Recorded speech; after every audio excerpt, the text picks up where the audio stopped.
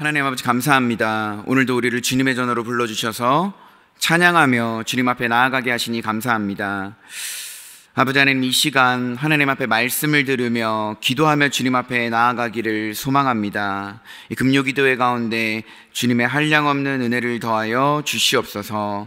아버지 하나님, 한 명의 성도님도 그냥 왔다가 그냥 돌아가지 않고 하나님을 경험하고 돌아갈 수 있는 귀한 시간이 될 수 있도록 역사하여 주시옵소서. 이 모든 말씀 예수님의 이름으로 기도합니다. 아멘.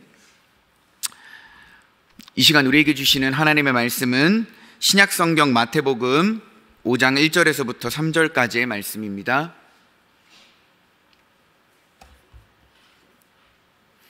신약성경 마태복음 5장 1절에서부터 3절까지의 말씀입니다.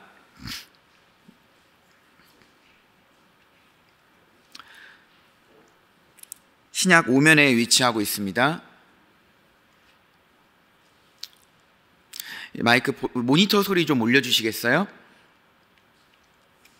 네, 저희 다 찾으신 줄로 알고 1절에서부터 3절까지 짧은 말씀이므로 우리 한 목소리로 다 같이 한번 읽어보도록 하겠습니다. 시작. 예수께서 무리를 보시고 산에 올라가 앉으시니 제자들이 나아온지라. 입을 열어 가르쳐 이르되 심령이 가난한 자는 복이 있나니 천국이 그들의 것임이요. 아멘. 할렐루야.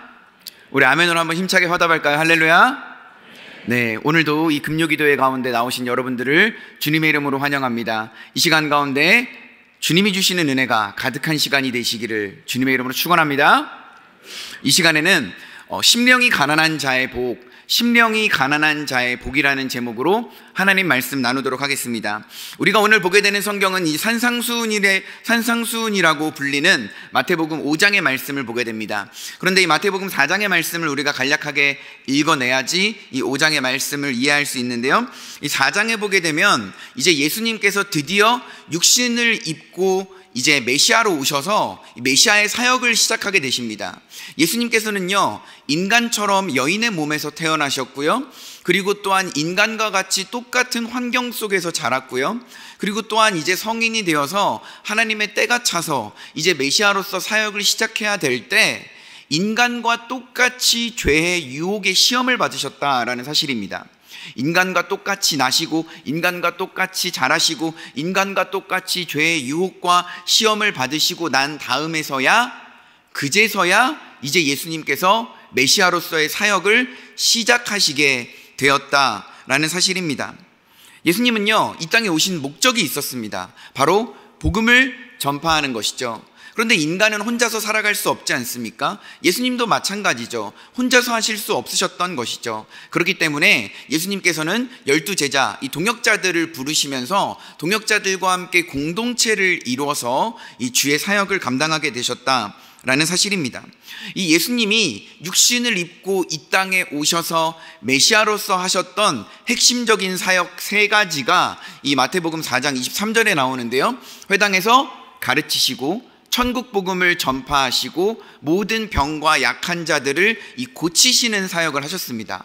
가르치시고 전파하시고 고치시는 사역을 하시기 위해서 예수님께서 이 땅에 오셨다라는 사실이죠. 예수님께서 이러한 핵심적인 사역들을 감당하다가 보니까 수많은 사람들이 예수님을 찾아왔습니다. 예수님은 이때 당시에 그 어떤 연예인보다, 그 어떤 스포츠 스타보다 인기 있었던 사람이었고 유명했었던 사람이기 때문에 이러한 예수님을 구경하기 위해서, 예수님에게 밥을 얻어먹기 위해서, 예수님에게 병고침을 받기 위해서 수많은 사람들이 예수님을 찾아왔다라는 사실이죠. 이 오늘 말씀에 보게 되면요, 이렇게 예수님 앞에 찾아왔던 이 모든 사람들을 통틀어서 무리라고 하는 것입니다. 무리. 이 무리라고 하는 것은요, 예수님에게 어떠한 필요를 가지고 찾아오는 사람들을 무리라고 지칭을 하는 것입니다. 그런데 재밌는 사실은요, 이 필요에 의해서 예수님에게 무엇인가를 체험받고 싶어서 찾아왔던 사람들이 예수님에게 체험을 받았습니다. 그러면 자신의 육체적인 필요, 현실적인 필요가 체험을 받았으면 어떻게 하냐면 체험받고 난 다음에 집으로 돌아갑니다. 그런데 재밌는 사실은 체험을 받고 나서 돌아간 사람도 있지만 체험을 받고 나서 돌아가지 않은 사람들도 있다라는 것이에요. 어떠한 사람은 육체적인 필요가 체험을 받게 되니까 그것에 만족하고 돌아가지만, 어떤 사람은 육체적인 필요를 체험받고 나서 뒤를 돌아보니까 더 갈증이 느껴지는 것입니다. 더 필요를 느끼는 것이에요. 내가 현실적인 필요가 채워졌는데, 육체적인 필요가 채워졌는데, 뭔가 인간의 언어로 설명할 수 없는 마음속에서 끓어오르는 어떠한 욕구, 어떠한 필요가 생기는 것입니다. 그것이 뭐냐면 바로 영적인 필요라는 것이죠. 내가 육체적이고 현실적인 필요는 예수를 통해서 체험받았을지라도 이제는 내 영혼이 반응하게 되는 것입니다.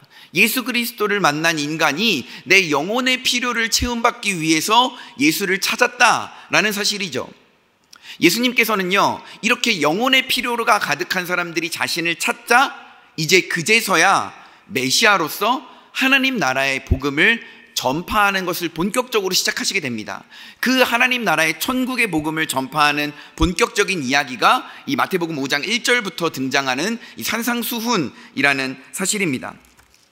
오늘 말씀해 보게 되면요, 예수님께서는요, 이 영적인 필요를 요구하면서 자신에게 찾아오는 사람들을 영적인 필요를 채워주셨다라는 사실입니다. 그런데 이 영적인 필요를 채웠음에도 불구하고, 또한 육체적인 필요가 채워졌음에도 불구하고 예수를 떠나지 못하는 수많은 사람들이 있었다라는 사실이죠. 5장 1절 말씀해 보게 되면요, 예수께서 무리를 보시고 산에 올라가 앉으시니 제자들이 나아온지라 라고 기록하고 있습니다.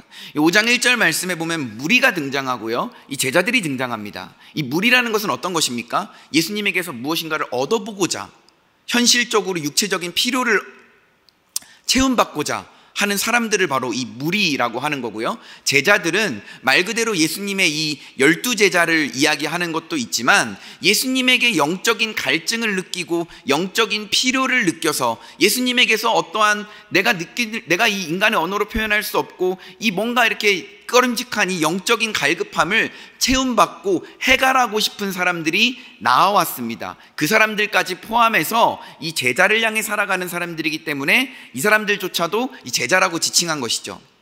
그러니까 이 무리하고 제자들이 예수님에게 몰려들었다라는 사실이죠. 그런데 예수님께서는요, 중요한 것은 산에 올라가셔서 앉으셔서 가르치기 시작합니다. 이때 당시, 이 1세기 당시의 유대교에서는요, 랍비들이 회당에서 이 율법을 가르칠 때 앉아서 가르쳤습니다. 종교의 지도자들은요, 웬만하면 율법을 낭독하거나 가르칠 때 서서 하기도 했지만 대부분 앉아서 하는 그런 풍습이 있었습니다. 예수님께서도 그러한 유대인들의 그런 랍비들의 그런 의식들을 존중해서 앉아서 가르쳤을 것이다 라고 추정하고 있는 것이죠. 그런데 예수님께서는 또 어디서 가르치시냐면 산에서 가르치십니다. 이 산에서 하나님의 말씀이 들린다, 산에서 하나님의 말씀의 가르침을 받는다 하는 표현이 우리에게는 조금 익숙하지 않습니까? 이 출애굽기라는 성경을 보게 되면 모세가 하나님의 말씀을 받기 위해서 이 시내 산에 올라가게 되는 것이죠. 시내 산에서 하나님은 모세에게 나타나셔서 하나님의 말씀 율법들을 가르쳐 주시고 십계명이 새겨진 두 돌판을 주시게 되었다라는 것이죠. 마찬가지로 예수님도요, 모세와 같은 이러한 권위를 가지고 산에서 백성들에게 하나님의 말씀을 가르쳐 주고 계신다라는 사실입니다. 그래서 산에서 앉으셔서 마치 유대교의 권위자처럼 랍비처럼 모세와 같은 권위를 가지고 백성들을 가르쳤다라고 해서 우리가 5장부터 시작해서 8장까지의 말씀을 산상수훈이라고 표현을 하는 것입니다. 이 산상수훈 가운데 가장 처음에 이 등장하는 말씀이 바로 이 8가지 복을 나타내는 8복을 가르치고 있다라는 것이죠. 이제 예수님께서 사역을 시작하시고 나서 처음으로 가르치는 가르침이 바로 이 복을 이야기하는 것입니다. 그런데 이 우리가 생각하는 이러한 복과 이 성경에서 말하는 복은요, 이 본질적으로 복은 다른 복을 의미하는 것입니다. 만약에 성경이 의미하는 복을 우리가 듣게 되면 내가 생각하는 복과는 다르기 때문에 약간 시시하다고 여겨질 수도 있다라는 것이죠. 그렇다면 과연 이 성경에서 이야기하는 복, 특히 이 8가지의 복은 무엇을 의미하는 것일까요? 성경에서 말하는 8가지 복 가운데 우리 첫 번째 복을 우리 오늘 말씀을 통해서 한번 알아보도록 하겠습니다. 첫 번째 복이 뭐죠? 심령이 가난한 자는, 심령이 가난한 자는. 여러분, 이 인간이라는 존재는요, 기본적으로 가난하기를 원하지 않습니다. 행복하게 잘 살고 싶어 하는 것이죠. 가난하게 살고 싶어 하지 않습니다. 행복하게 잘 먹고 잘 살고 배부르고 등 따시게 살고 싶어 하는 게 인간이라는 사실이죠. 인간에게 있어서 행복은요, 조건이 있습니다. 이 자본주의적 관점으로 보게 되면 인간의 행복에 있어서 그 조건은 뭐냐면 소유를 나타내는 것이죠. 내가 이것을 소유할 때 행복하고 이것을 소유하지 못하면 나는 불행하다. 이 자본주의적 관점으로 사람의 행복을 진단했을 때에는 소유가 행복의 기준이 되어버린다라는 사실인 것입니다.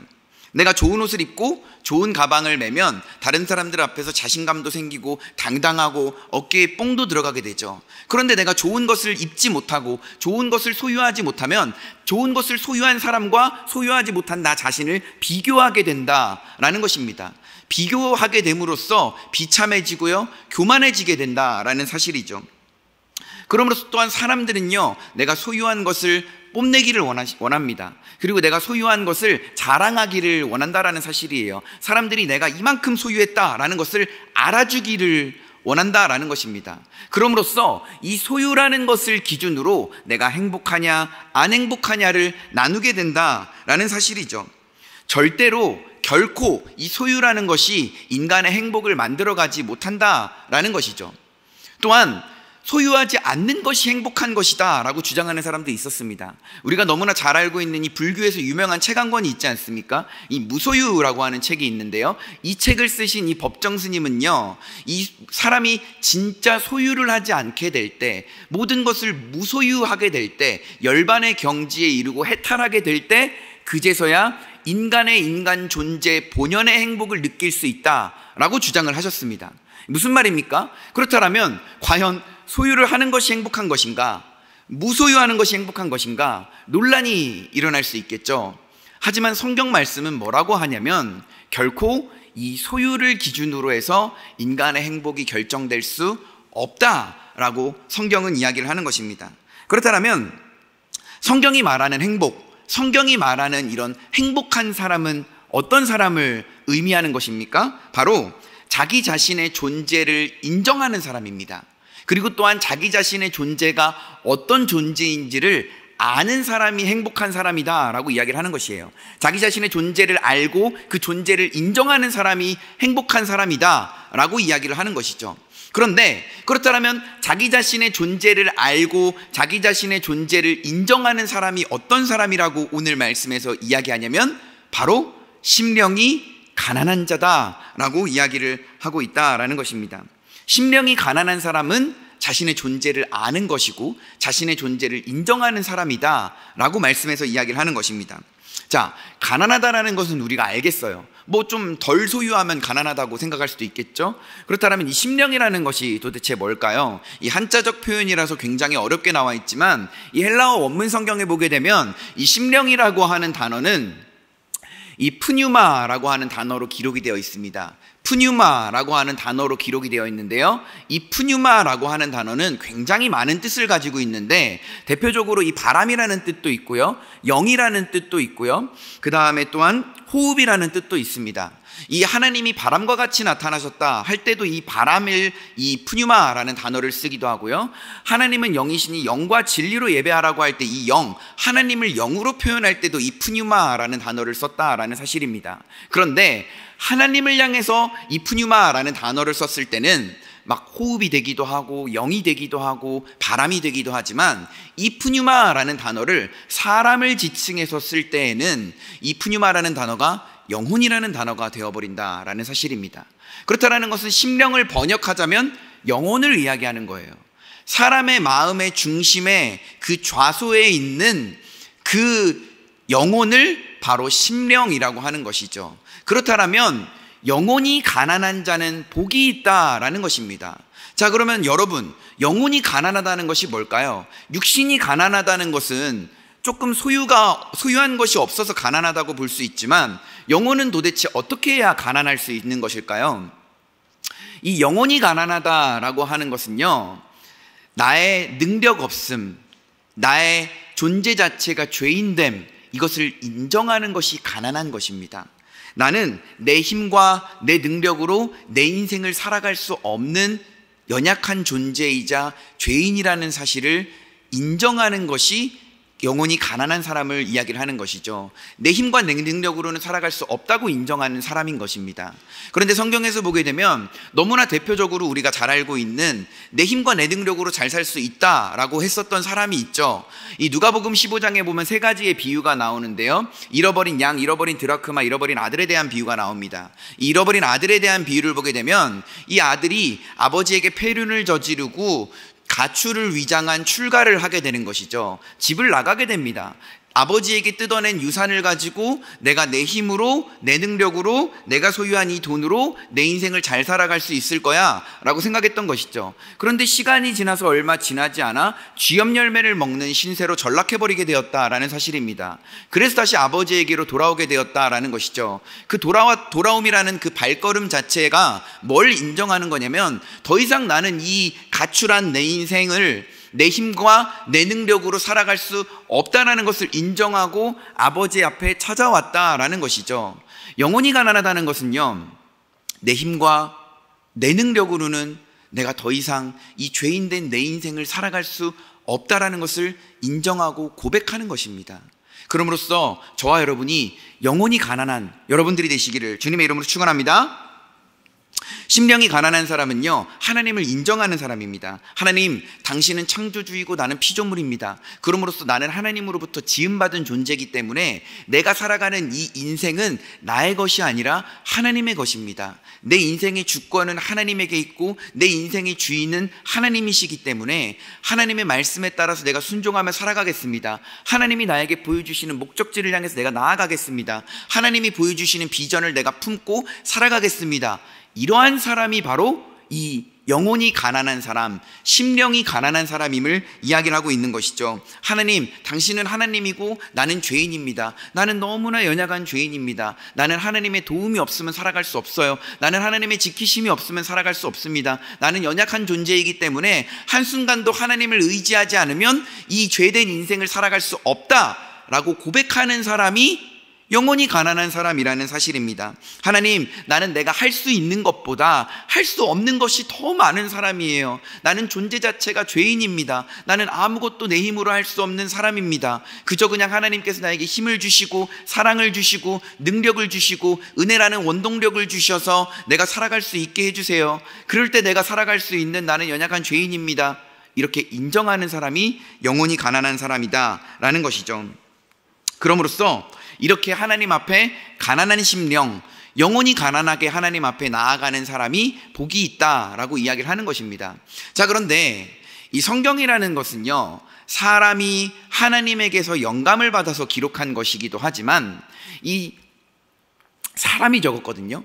근데 이 마태는요, 이 마태복음을 적은 마태는 세리입니다. 세리는 뭐죠? 세금을 걷는 사람이죠. 셈에 능통해요. 논리적입니다. 빠삭합니다. 손익을 정확히 기록할 수 있는 것이죠. 근데 이렇게 숫자와 순서에 민감한 마태가 팔복을 기록할 때 왜 하필 수많은 8가지 복 가운데 이 심령이 가난하다라는 것을 가장 첫 번째로 기록했을까요?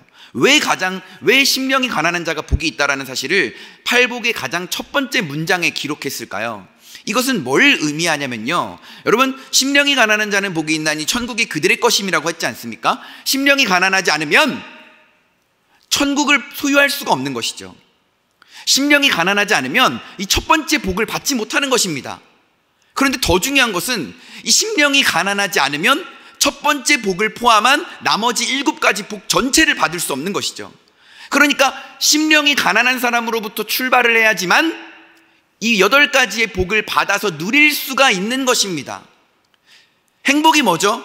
나의 죄인됨과 나의 연약함을 인정하여서 심령이 가난한 상태로 하나님 앞에서 살아가는 그 인생이 성경에서는 행복한 인생이라고 이야기를 하는 것이죠. 더 이상 내 소유가 나의 행복을 좌지우지하는 것이 아닙니다. 더 이상 내가 무소유하는 것이 내가 행복한 것이 아니라는 것을 성경은 이야기하고 있다라는 것이죠. 그럼으로써 심령이 가난한 자가 되어서 하나님이 주시는 복을 받아 누리는 저와 여러분들이 되시기를 주님의 이름으로 축원합니다. 아멘이십니까? 자, 영혼이 가난한 자는 이렇게 겸손하게 하나님의 도움과 지키심, 은혜를 구하는 자예요. 자신의 죄인됨을 인정하는 자가 영혼이 가난한 자입니다. 자, 그렇다면 심령이 가난한 자는 복이 있대요. 이 복이 뭐라고 이야기를 할까요? 여러분, 가난한 자에게 복은 뭡니까? 부유해지는 거죠. 부자가 되는 겁니다. 그런데 성경은 절대로 이 가난한 자에게 주어지는 복이 부요함이 아니라고 이야기를 합니다. 자, 그렇다면 가난한 자, 영혼이 가난한 자에게 주어지는 복이 뭐냐면 바로 천국이라는 거예요. 천국. 우리가 생각했던 복과는 약간 좀 다르죠. 예수 믿으면 복 받을 것 같고, 잘 먹고 잘 살 것 같고, 하는 일이 잘 풀릴 것 같고. 그런데 오늘 말씀에서 보게 되면 우리가 전혀 상상할 수 없는 복을 이야기하고 있다라는 것입니다. 왜냐하면 내가 나를 생각할 때 난 이게 있으면 복일 것 같아 하는 것과 하나님이 나를 보실 때 얘는 이게 있으면 복이 될 것 같아 하는 것은 확연히 다른 것이죠. 하나님은 심령이 가난한 자들에게 최고의 복은 천국이다 라는 것을 이야기를 하는 것입니다. 자, 그렇다면 우리가 이 천국을 생각할 때요, 이 두 가지 관점을 기억을 해야 됩니다. 첫 번째는요, 미래의 천국을 한번 좀 생각해 보셨으면 좋겠어요. 미래의 천국이 뭐냐면 우리는 지금 이 땅에 발을 딛고 살아가는 존재들입니다. 아직은 우리가 하나님이 통치하시는 그 천국에 가서 살지 않고 있는 것이죠.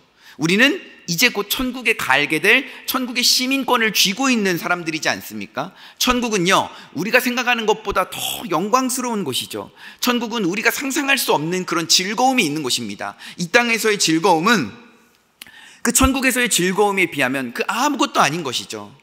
마치 우리는요, 지금 이 땅의 삶은 어떤 삶이냐면 천국에서의 삶을 살아가기 전에 잠깐 머물러 가는, 잠깐 정류하고 체류해 가는 정거장과 같은 게 바로 이 땅의 삶이라는 사실입니다. 우리가 천국에 가면 어떻게 살아가는지 아십니까?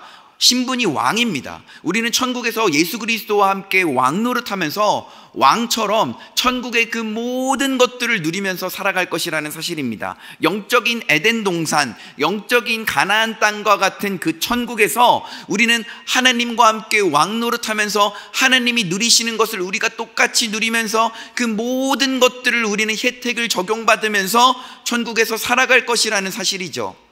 가늠조차 되지 않습니다. 상상조차 될 수 없는 것이죠. 우리는 그러한 천국을 믿음의 눈으로 바라보며 소망하면서 이 땅의 삶을 하루하루 살아가고 있다라는 것입니다. 천국은요, 이 미래적 관점의 천국이 있는 것이죠. 또한 천국은 어떤 관점의 천국이 있냐면 이 현재적 관점의 천국이 있는 것입니다. 여러분, 많은 사람들이 오해하는 게 천국은 죽어서만 가는 곳이 천국이다 라고 오해를 하지만 사실상 우리가 지금 살고 있는 이 삶도 천국의 삶입니다. 여러분, 천국이 바로 어디입니까? 주 예수와 동행하는 그곳이 바로 천국일 줄을 믿으시기를 축원합니다. 그러면서 우리 찬송가에도 이런 가사가 있잖아요. 할렐루야 찬양하세 내 모든 죄 사함받고 주 예수와 동행하니 그 어디나 하늘나라. 주 예수와 동행하는 그곳이 천국이라는 사실을 믿으시기를 주님의 이름으로 축원합니다. 여러분, 하나님과 동행하는 그곳이 바로 천국입니다. 그런데 여러분, 또 다른 천국이 있습니다. 어떤 천국인지 아십니까? 예수님은요, 말씀으로 우리를 통치하고 다스리시는 왕이시거든요. 그런데 우리가 지금 이 땅의 삶을 살아가면서 말씀으로써 예수 그리스도로부터 우리가 다스림을 받고 있지 않습니까? 통치를 받고 있지 않습니까? 내가 하나님의 말씀을 그 말씀에 순종하고 그 말씀을 따라서 하루하루를 살아가고 있지 않습니까? 여러분, 이러한 삶을 살아간다는 것 자체가 이 삶이 바로 천국의 삶인 거예요. 왕이 존재하고 백성인 내가 존재하고 주권이 존재하고 왕이신 하나님과 내가 하루하루를 살아가는 그 삶이 천국이고 그곳이 동행하는 그곳이 바로 천국이라는 사실입니다. 우리가 살아가는 지금 이 삶도 천국이에요. 하지만 완벽한 천국, 완성된 천국이 아니라 아직은 완성되지 않은 지금 진행되고 있는 이 천국을 우리는 지금 예수 그리스도와 함께 살아가고 있다라는 사실입니다. 그런데 여러분, 문제가 하나 생겼어요. 어떤 문제가 생겼냐면 예수님이 우리와 함께 동행하면서 우리를 말씀으로 다스려 주시고 우리는 다스림을 받는 그의 백성으로서 이 땅에서 천국을 살아야 되지 않습니까? 근데 예수님이 죽으셨어요. 예수님이 부활하셨어요. 승천하셨어요. 이제 이 땅에 예수님이 없습니다. 그래서 예수님께서 사랑하는 내 백성들, 자녀들을 홀로 두시지 않기 위해서 이 땅에 성령을 보내주십니다. 그런데 우리가 성경을 읽어서 알고 있지 않습니까? 성경에 보게 되면요, 성령을 성령이라고 표현하는 경우도 있고 그리스도의 영이라고 표현하는 경우도 있습니다. 그리스도의 영이신 성령이 이 땅 가운데 임재하셔서 우리를 말씀으로 통치하고 다스리고 계신다라는 사실이에요. 우리의 심령 가운데 찾아오셔서 그 영이신 하나님이 우리와 함께 하시면서 내가 지금 너와 함께 하고 있으니 너의 인생은 천국이고, 내가 지금 말씀으로써 너와 함께 가르치고 있으니 이 땅에 살아가는 이 삶이 천국이라는 사실을 알려주고 계신다라는 사실이죠. 그럼으로써 우리는 성령과 함께 그리스도의 영과 함께 살아가는 믿음의 백성들 아닙니까? 이 땅의 삶이 현재의 천국이라는 사실입니다. 영혼이 가난한 자는 천국을 소유할 것이라고 오늘 말씀에서 이야기를 했습니다. 천국을 이미 우리는 소유하고 있는 백성들이라는 사실이죠. 여러분, 인간이 천국을 소유하는 것보다 더 큰 행복이 어디 있겠습니까? 아멘이십니까?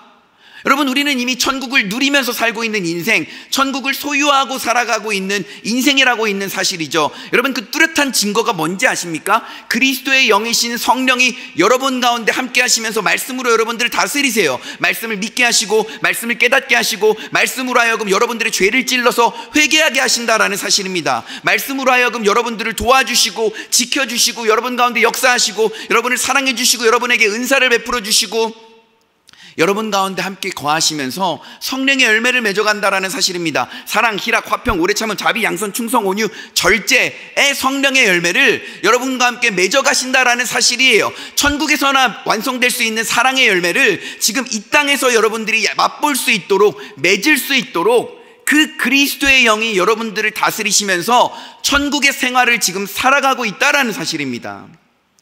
저와 여러분, 우리 평안교회 모든 성도님들은 영혼이 가난한 자들이지 않습니까? 아멘이십니까? 영혼이 가난한 자들에게 주어지는 복, 소유를 했을 때 느껴지는 행복이 아니라 영혼이 가난한 자만이 이 천국의 삶을 누릴 수 있고, 이 천국의 삶을 누리는 자만이 하나님이 지으신 인간이 누려야 될 본질적이고 원색적인 행복이라는 사실이죠. 이 행복을 우리는 누리면서 살아가고 있습니다. 이게 바로 첫 번째 복이에요. 이 첫 번째 복이 없으면, 내 영혼이 가난하지 않으면, 내 죄인된 존재를 인식하지 못하고 인지하지 못하고 인정하지 못하면 창조주 하나님을 바라볼 수 없고 그 창조주 하나님과 동행할 수 없기 때문에 천국의 삶을 누릴 수 없다라는 것입니다.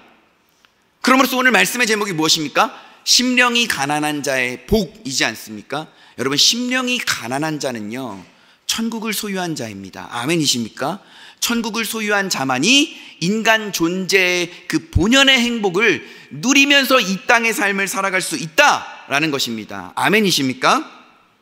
여러분, 이 지옥 같은 이 죄가 끌어 넘치고 예수 그리스도의 재림이 점점 더 다가오는 이 종말의 시대의 세상 가운데 여러분, 천국의 삶을 누리면서 살아가실 수 있는 저와 여러분들이 되시기를 주님의 이름으로 축원합니다.